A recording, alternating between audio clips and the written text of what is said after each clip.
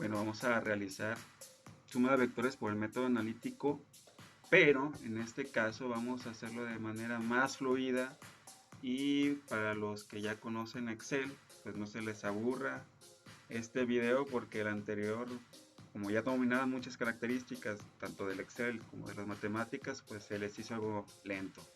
Entonces vamos a comenzar este trabajo directamente, ¿no?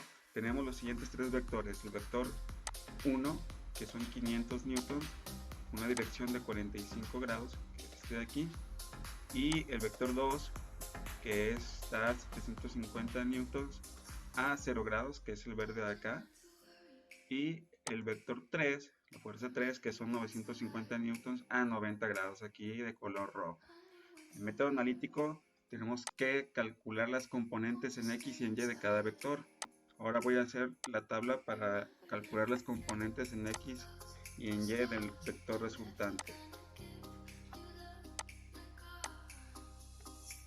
¿Qué hacemos? Aquí ponemos la fórmula igual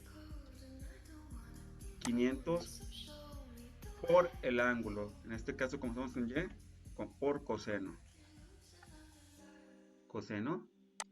Aquí es importante poner radianes para que nos dé el ángulo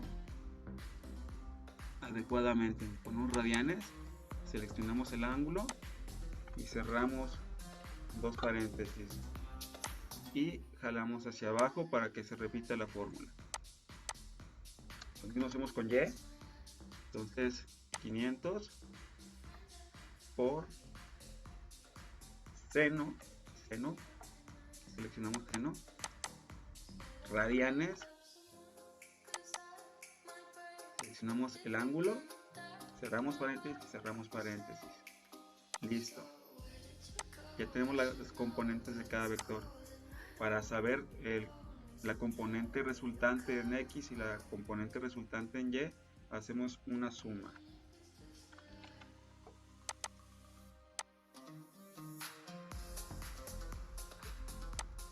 Y jalamos la fórmula hacia acá para que haga lo propio en Y. Entonces ahí ya tenemos tanto la componente en X y la componente en Y de nuestro vector resultante. Ahora, ¿cuál va a ser la longitud del vector resultante? Magnitud. Lo calculamos con el teorema de Pitágoras. Es igual raíz este por este más este por este de acá. Y damos enter. Me equivoqué, se cerró el paréntesis, corregimos, listo. Entonces esa es la magnitud de nuestro vector resultante. Muy bien, ahora nos falta calcular el ángulo. Para calcular el ángulo es ahora sí que es necesario pues hacer la gráfica de nuestro vector resultante. Entonces tenemos que hacer nuestra gráfica de la siguiente manera. Copiamos XY, le ponemos que vamos a partir del origen 0, 0 y después hasta qué punto llegó nuestro vector, ¿no?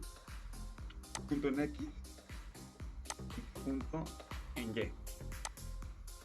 Muy bien, entonces aquí damos formato, importantísimo dar formato porque si no queda muy feo, como ya se los he dicho. Entonces vamos a insertar una gráfica. ¿Cuál gráfica vamos a insertar? En dispersión y aquí dispersión con líneas rectas. Listo. Entonces en esta parte vamos a agregar los datos. Vamos a seleccionar datos. ¿Qué datos vamos a seleccionar? Vamos a agregar una serie. A esta serie le vamos a llamar vector resultante.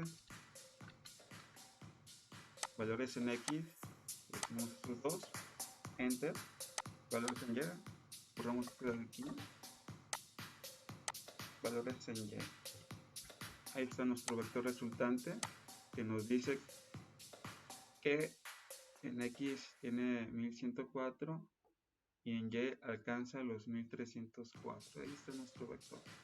Entonces el ángulo que queremos saber es el que está aquí. Esta es la dirección que necesitamos saber. Bueno, ya tenemos el vector aquí. ¿Cuál es el cateto opuesto y cuál es el cateto adyacente? Los ocupamos porque tenemos que usar la función tangente, que es la que nos va a dar el ángulo. Vamos a colocarlos aquí. Voy a llamar cateto opuesto como CO, cateto adyacente CA. Cateto opuesto, ¿cuál va a ser? Y este es mi ángulo, el que voy a calcular. El cateto opuesto es el que está del otro lado de este ángulo. Entonces el que está acá. Entonces en este caso el valor de Y es de 1304. El cateto opuesto es igual a 1304.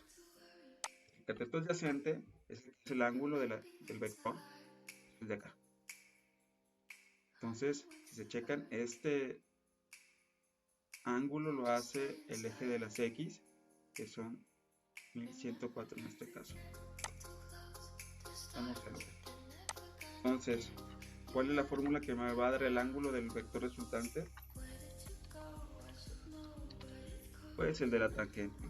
¿Qué hacemos? Vamos igual, grados, porque quiero que nos las den grados. Después a tan, o sea, a tangente o tangente inversa.